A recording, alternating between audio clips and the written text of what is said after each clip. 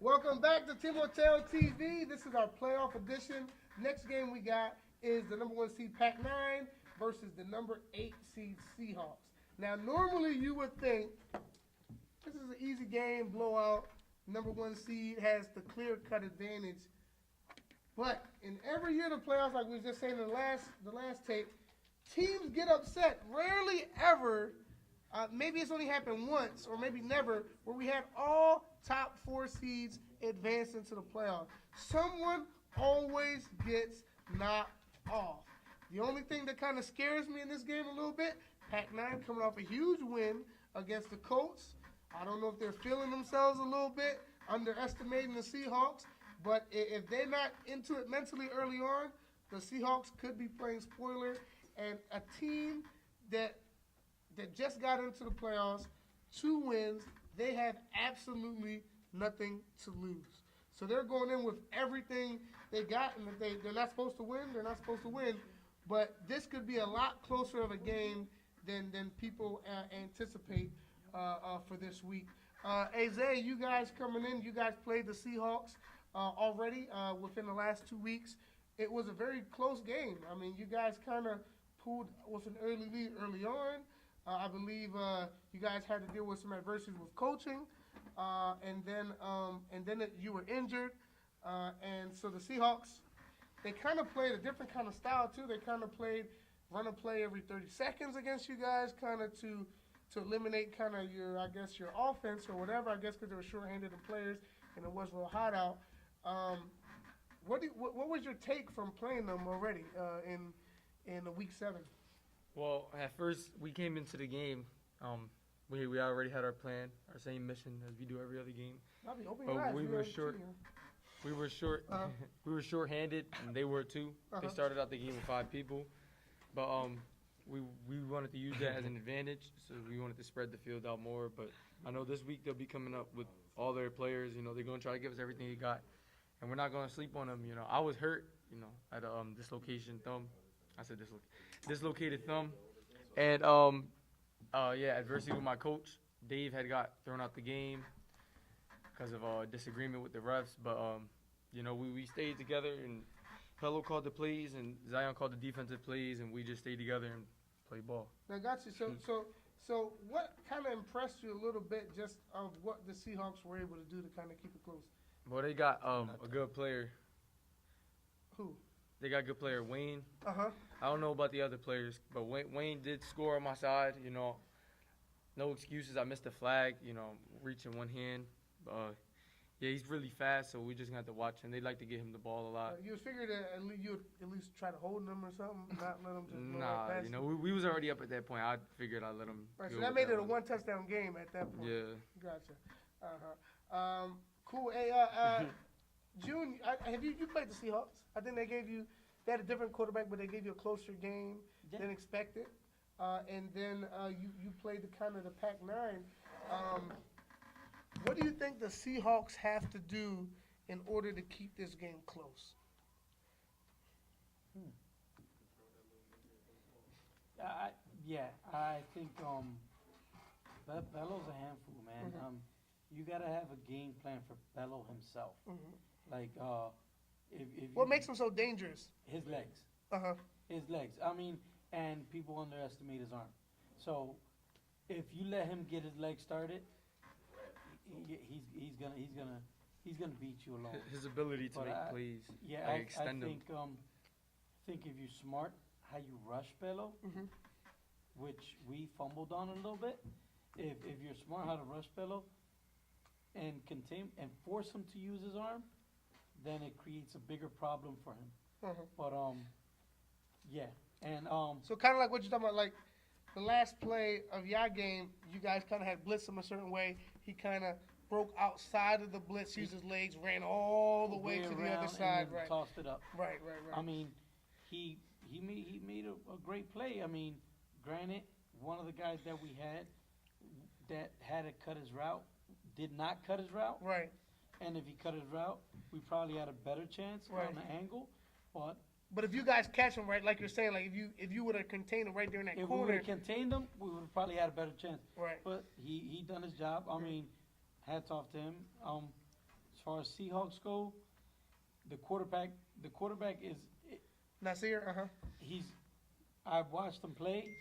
He's got like one side vision. Mm-hmm. He has a lot of open men, especially the dump offs. He needs to use the dump offs a lot. But yeah, if he opens up his offensive weapons and his receivers and scans the field, I think he'll do a lot better than using one half of the field. I mean, him coming in, he's definitely made and we continue to say, an improvement to the offense. They have been able to score more points with him. One more thing. Yeah. He needs to start wearing glasses. Right. Oh, you seen him kind of stunting in that one game? Him and the running back, Two superstars over there, huh? That was cool. Got you. Hey, Gio, I guess let's talk about these two teams a little bit. I guess, what do you think the Seahawks need to do to be able to contend a little bit with the Pack-9? Like, what is it that they have to either take away or accomplish in order for them to keep this a close game? They need to play good defense. Good defense. So you think defensively is where they kind of got to try to limit the opportunities from the Pack-9? Yeah. And how do you do that? What do you mean, play good defense? Yeah. So what do they got to do in order? What do they have to take away in order to play good defense? They need to have a good rusher. So you think it's the rusher, And their Bello? safeties. And their safeties got to, I guess, not get beat deep or whatever. But it also kind of seems like a lot of times the Pack-9 can attack you multiple ways. They attack like the intermediate routes, and then they're kind of like catching and then still kind of going upfield. So I feel like another thing that they might need is grab flags. I feel like if they could grab flags, early on it might limit those 5-yard routes to turn into 15, 20-yard routes. I know the Pack-9, you had shared with us a play. I don't know if it made the top 10. Was it with? Yeah. Who was it with? You want to share about that play? Well, yeah. So we had, what was it? Double overtime. Yeah, we moved into double overtime, and then the job was to stop them from scoring. That's what we did. Then we scored. I thought you were talking about the Eddie play. Oh, okay. So they was already cooking us. I'm gonna put it out there. They was cooking us 4 touchdowns to 1 for still the first half. So we had it was like a minute something left until halftime. They would get the ball back in halftime. No wait, we get the ball back at halftime. Bobby sleep. Hurry up. Yeah. So we get the ball back at halftime. So we just knew we try to score one more time. Make it a 2-touchdown game going into the second half. So then first play after they scored, we scored. Eddie had like a full field touchdown. He caught a couple ankles on his way there. Quadir, Namdi, Donovan. So that was our momentum to Who's the Eddie? second half. The kid with Long the long hair. hair. He's the MVP of this That year. game. That kid has to be the MVP of the Pack-9. No, me and Pello got co-MVPs. Me and Pello. He got most You improved. talk about yourself like you're the third person. That kid, Eddie, is the man this year. Everybody underestimated. He made plays. He's both sides of the ball. He pulled flags like I haven't seen before. Yeah, I think he's definitely coming along. I think he's a player definitely that's on the up and coming. You know how when Ryan was up and coming, you kind of saw that potential and talent. I think he's a kid as well that you're starting to see him. And it's not to starting say, to make sense. not to say that you and Pello's not. You can Pello's up there, but that kid, Yeah. he's got kind our, of carried. He's kind of done a lot for y'all team this year. Yeah. A whole lot. Yeah. And Absolutely. both sides of the ball. He won our most improved player of the year. I never seen him last year. He was on the Eagles last year, and he played for the Eagles last year. Then he came play for us. Yeah, he got most improved. Yeah, he's a big part of our offense and defense. Yeah, especially defense. So let's speak a little bit about you got the I guess the next level group that are kind of coming making plays. I know Marcus. I don't know whether Marcus will be here too, but he's another guy. He won't be making it this Saturday. He won't be there this Saturday, but he's another guy who. He's in Dominican Republic with a school trip. On a school trip. That's where they the hookahs at. And then who's the other kid who made some great plays?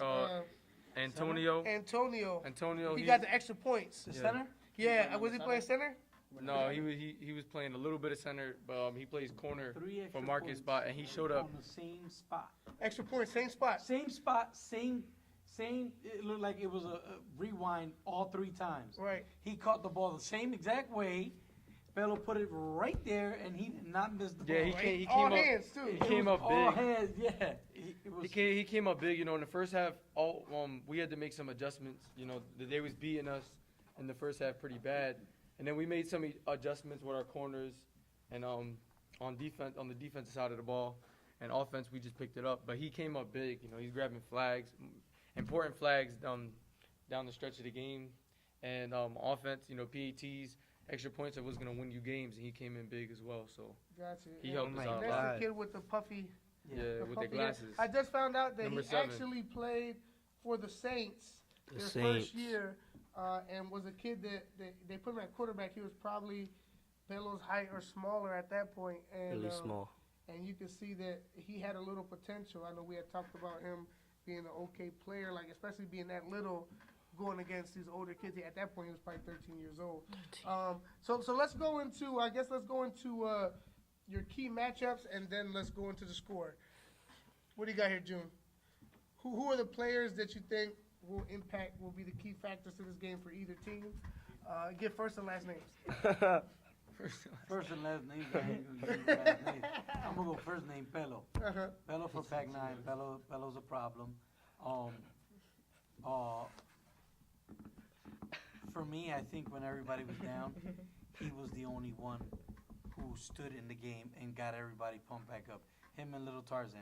Who's little Tarzan? Apocalypse, Apocalypse? yeah. Okay, gotcha. Okay. Him and both of those kids, they both stood in the game and they kind of done their thing and kept the Pack-9 rolling. I mean, as far as Seahawks goes, I would say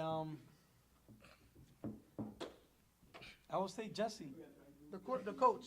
I would say Jesse. So it's going to come to what is the scheme that he's going to come up with to be able to kind of contend with these guys? Okay, so realistic speaking, you have a team, Pack-9, that basically grew up together in the league, so they have a great scheme, and they know each other very well, and they play very well together, right? That's true.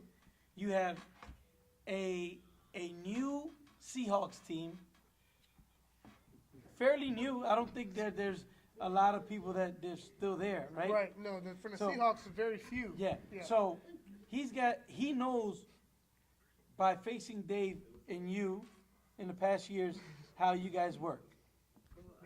Yeah. So he has to be the head and kind of develop a scheme to try to outthink the Pack-9. Probably hard to do. Who do you give the coaching edge to there? Nobody. Who? Yeah. Pack-9. The one who got Urban Bowl.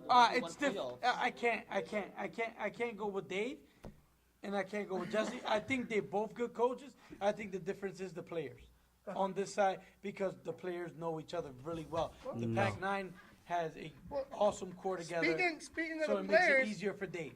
Ortiz and the Seahawks have had some ultimate teams going in, and they have yet to win a playoff game. Very, Never?